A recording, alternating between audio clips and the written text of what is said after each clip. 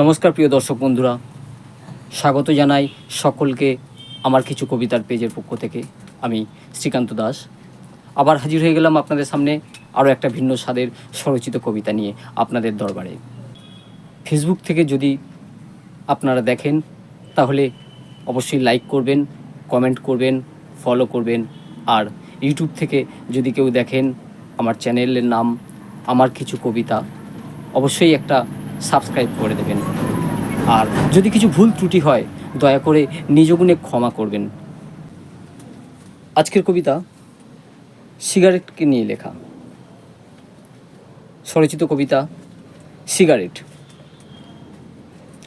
দেখতে আমি সাহেব বাচ্চার নামটা সিগারেট, দেখতে আমি সাহেব বাচ্চার নামটি সিগারেট, রাগলে ভীষণ লাল হয়ে যায়, পুড়ে পুড়ে আমি ছাই হয়ে যায়, তবু হয় না মাথা হেট।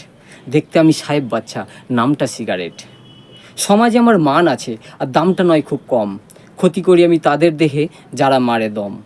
জ্বলন্ত চিতায় জীবন্ত আমায় পুড়িয়ে করে ছাই, আমি কখনো জ্বলি ধনীর হাতে, কখনো গরিব ভাই।